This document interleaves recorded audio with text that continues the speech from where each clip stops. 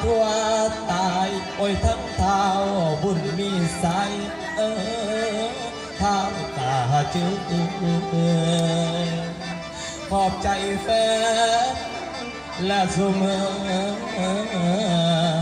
โอ้ยลุงป่าแม่ละสู่คนโอ้ยเด้น้องโอ้ยน้องโอ้ยนาอย่าเฝ้าเมื่อปากันได้อีแม่เด้อเสี่ยวเจ้าเดี๋ยวนี้กูมีความสุขเสี่ยวราคามึงเห็นหุงพ่อแม่ทำว่าพ่อนาเฮี้ยงตาเป็นจังไหนพี่น้องมวลบอกฟังลำลาโอ้ยบ้าแต่ใส่ดีและให้ตีสมกันน้ำยาสีทาแต่กัดย้อโอ้นั่งหน้าคอย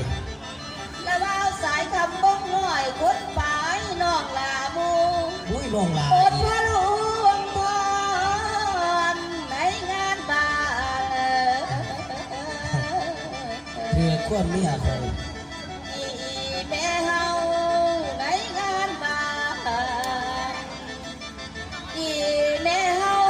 โอ้ยเล่นอโอ้ยนอโอ้ย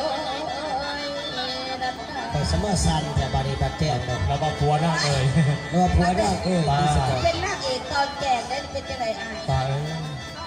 นับแต่บุญมีเอาเงินทำกำแก้วมาได้น้ำอีพออีเมลเป็นสงสารบุญมีกับไปดอกตาและกับอีพอกับอีเมลเป็นดูเนาะเชี่ยวเขาพากันตั้งมกตั้งใจเลิกชีวิตใหม่แบบนี้แมนนี่มกนี่ใจบังลาบังคับโอ้ยเด็กอยู่หลังคือคอยเบื่ออันนั้นอีเชี่ยวขันตรงไหนเนี่ยไม่มึงตัวเห็นตัวสีเด้อมึงจะอ่อนนอนเด้อเพิ่นมาผัวเมียนี่กูมึงตัวไหว่ามาฆ่าผ้ามาฆ่ากว่าทุเรื่องเศร้ามันจังยืนแม่ข้องเจ้าคือเจ้าก็ปล่อยอันละโอ้ตาชั่วตั้งแต่ให้เจ้าจื้อไว้เด้อบ้านที่ไปเอิญบังลาใช้ในลูกเต้าแล้วก็ใช้ในคอยใช่หลายเลยมาเลยตั้งชีวิตใหม่เฮาบัดนี้เลิกสิบ่มีเมียผู้ขาบ่ว่าหรอกอีเมลเป็นพ่อห้างแนวนี้ก็ดีคือกันเนาะแม่เนาะสนุกสุขสบายลูกหลานนับแต่แม่และกับพ่อมาอยู่เพื่อนอยู่ซ่านกับบุญมีตาก็ดีแล้วแม่ก็ดีใจลูกหลานมีพร้อมน้ำใช่เลยเอาให้อีกให้พ่อนั่งเอาพ่อกับแม่นั่งพ่อกับแม่ก็คือกันเด้อพ่อเด้อนี่แหละทุนวาแม่พ่อกับแม่ก็คือกันเขาเป็นพ่อแม่โมเมนต์มาผู้ขาสอนพ่อกับแม่ด้วยแม่เด้อพ่อกับแม่ก็คือกันทุกคนก็คือกันอีเมลโมเมนต์มาเขาสิฟังลูกผู้นี้และก็สร้างลูกผู้นี้เขาต้องฟังลูกทั้งสองคนในกระสานคนตั้งใจตองบามันแมนความจริงบ่น้องอีเมลเนาะแล้วสิเป็นคืออีเมลผู้ขาน้องเศร้าคอยเอาไปจังไหนน้องละไอ้หุ่นนี่ทุกสิ่งทุกอย่างน้องสิมาน้องอายมือนี่สิ่งที่น้องเย็ดพิษกับอายแล้วบอกฟังทำไมจังไดกับโอซีให้น้องนี่สะดอกอายหุ่นนี่น้องละเจ้าน้องอายคือว่าเจ้าเป็นคนดีแต่เจ้าฟังคำของอายสมศักดิ์ซื่ออายบ่เคยตีชมเจ้าจังเถื่อเจ้าเป็นคนอ่อนโยนจังไดกระยาใส่เลยลูกเมียของเจ้าลูกหลานเจียวเดี๋ยวนี้กูโล่งก่อนกูขี้เกียจหากูเองละไอเตี้ยแกงจังไดกระโยเนี่ยคอยมาบ้านนี่แต่ว้ายได้ยินเสียงคือสิแม่เหนื่อยเต้งเนี่ยคอยเนี่ยเอาเป็นอีหยังอีนะผู้ใดกุมสีโอ้กุมจ้าโอ้ยฝากพอดยังวะสังกายากุสิริโตก่อนเต้งไทยเสียงเบาผู้ใดมาเสียง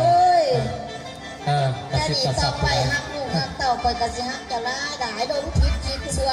เต้ตัวจริงบ่ได้เป็นจังสิหรอกแม่ดีเด้นี่แม่ก่อนหาเอาเมียใหม่อยู่เจียวกูสิหาเอาเมียใหม่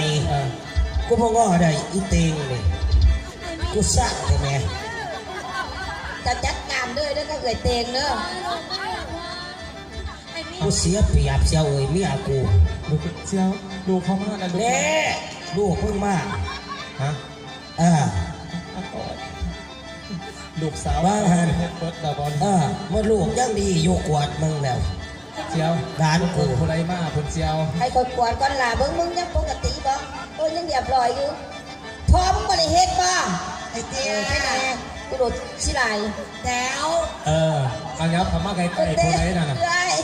ไปถือกันคือเก่าเนี่ยเอื้อยคอยดูหมอหูเดียวกันเฮ็ดจังไดเป็นจังไดกะหักแป้งกันคือเก่าโห โอ้ยมันหูเดียวกันอยู่ว่าเรามาเขินกันนี่แหละ บ่เขินจังไดมันออกเอื้อยนะออกก่อนนะก็ได้ตีนยันคนละหยอลงยังบ่ แม่นไผนี่ พวกเปียตัวนั่นลูกลา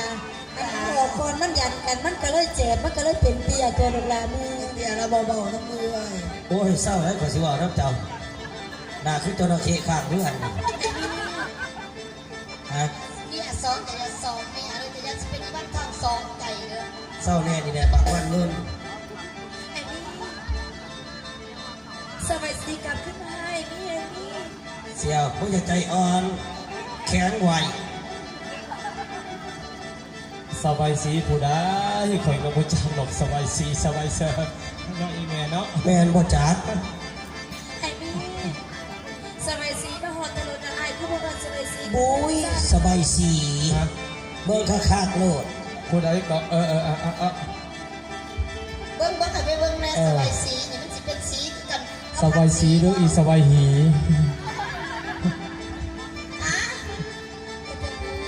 คือบ่คือเก่า เป็นหยังคือสุดโซมมากจังซี่อันมาอีหยังนี่ สบายสีก็ขึ้นกลับมาหาหนูหาผัวแต่ว่าเอ้ย เอาคือว่าบ่มีลูกมีเต่าคือว่าไปหังไปมี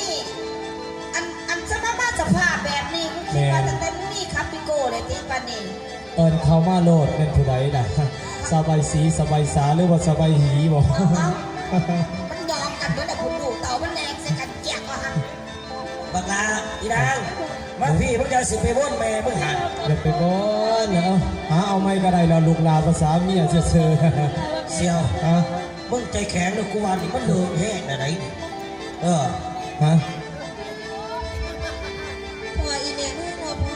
ที่วางกับมองดู คันแม่มึงบ่คาดมากกูจ้างกูก็ยังบ่เอาภาษาหีซื่อๆหาเอาไม่ก็ได้ตัวภาษา พออีเมลนะพอ เป็นหยังลูกหลา อีเมลหาพอ ลูกหลาเอามียิ่งผู้ใดกับมีหีคือกันนะลูกหลาจะได้เป็นของ ไม่หนีกับบ่คืออีเมล โคอีสานเลย อันซื้อเอาแถวทางแขกนี่บ่ได้อื่นบ่ได้อยากสลอแท้ได้อายุมักอายุอายแต่อย่าไปเอา สีน้องกลับมาหาอายเห็นหยังสี พอ สบายสีก็ขึ้นมาอีกแต่ว่าไอ้มี่ ใส่ว่าสีว่าทุกอย่างปากหมองสีกับสิอยู่น้ำกันบาดอาจสีเอ็นอายทุกอายอย่างสีคือหนี้จากอายอาสี สบายสีก็คือคิดแบบนั้นตัวไอ้มี่ บ่เคยคิดแบบนั้นอันสีคือทีมอายเข้าใจว่าอายเนี่ยครับสีสำไหนเข้าใจบ่ คนนี้ลูกแม่จะได้คอยเราคอยจากกันให้ลูกลาสบายสีมาเคยคิดแบบไอ้มี่มาเลย โอ้ยบ่มันเลืองมันจะได้เข้าถิ่มเพิ่น อย่าหัวอีน้อง ไม่รู้ว่าสบายสีมาขับใจสักใดเอ้ย อุ้ยบีอีกขามึงเฮ้ยคือเขียนข้างๆในปากเพิ่น เสียว